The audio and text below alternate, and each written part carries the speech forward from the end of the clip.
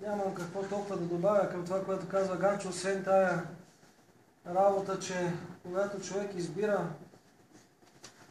човек е вярващ и избира чифта голове, нивата и имота пред това, което Господ му предлага, то не го прави, защото не знае кое е правилно и кое не е.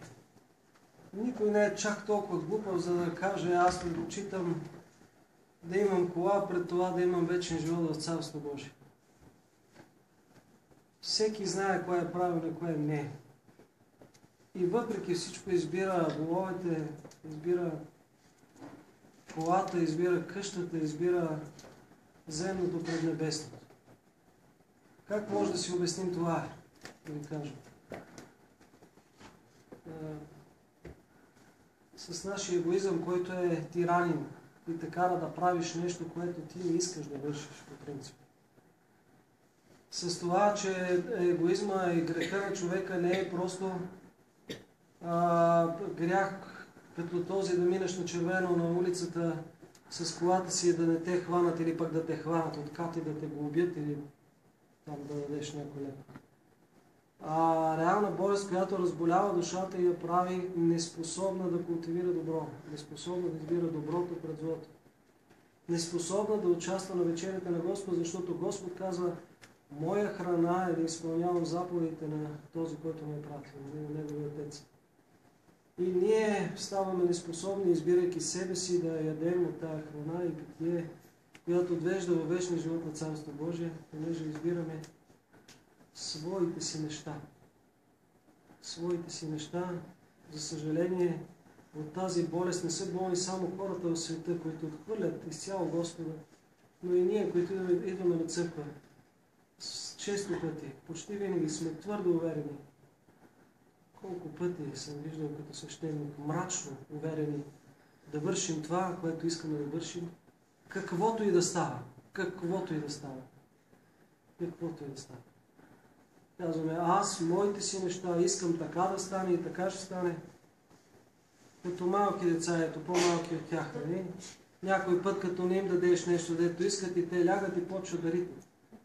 И казват: искам това и толкова. Така сме и ние. А човек трябва да смали себе си. Това е парадокса на християнството, да смали себе си, за да може Господ да влезе в сърцето му. Вижте как сега очакваме да дойде Христовото Рождество, да го посрещнем. Как Господ смалява себе си до образ на раб.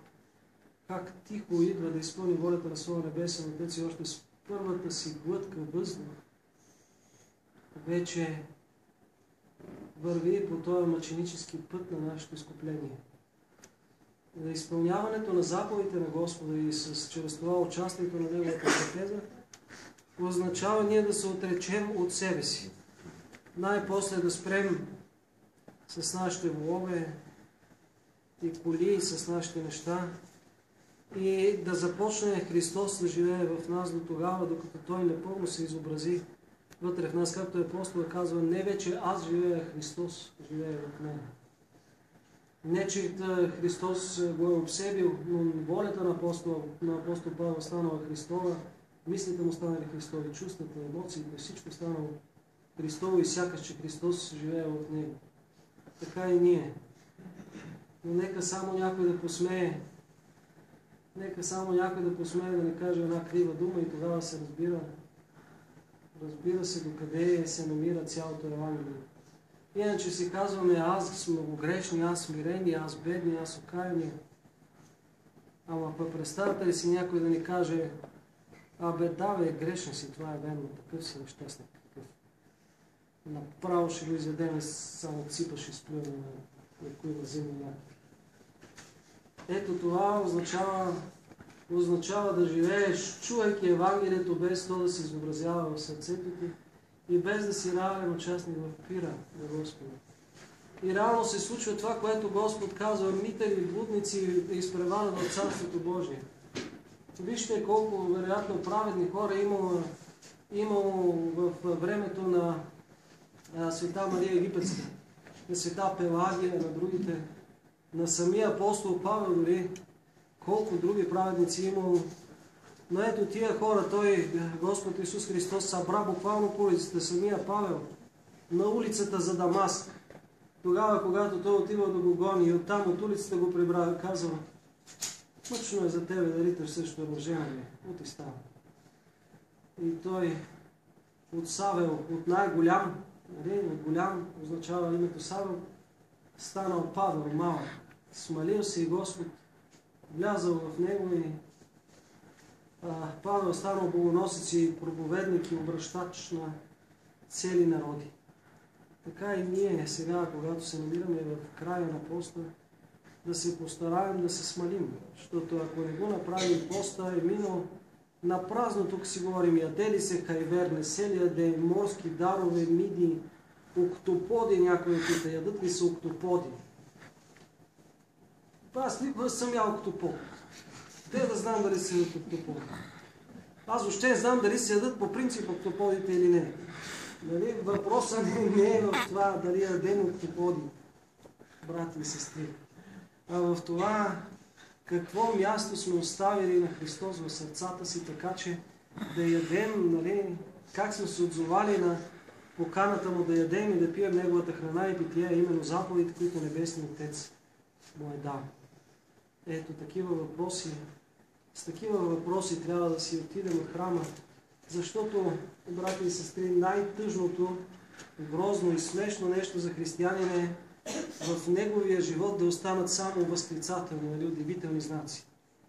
Трябва да останат въпроси, трябва да останат многоточия. Трябва да останат такива неща, които да обадят съзнанието му и той да търси техните отговори и да ги намира в Христа. А ако християнин си отговорил на всички въпроси и е доволен от себе си и вече идва тук, за да получава уста, не стига, че се занимава с волове, братче, а не с Христос, па на всичкото отгоре е тръгнал и на вечерята самопоканен да получава останалите какво трябва да вършат и какво не. Има хора, които искат да дойдат на вечерята на Господа и да се занимават с волове, т.е. с дребни човешки интриги и политики, дори самата църква. Дори самия пир, дори самия началник на пира. Ето такива не трябва да бъдем. Да бъдем хора, в които са останали, нали, въпросителни, така че когато ни намери на улицата Господ, да откликнем.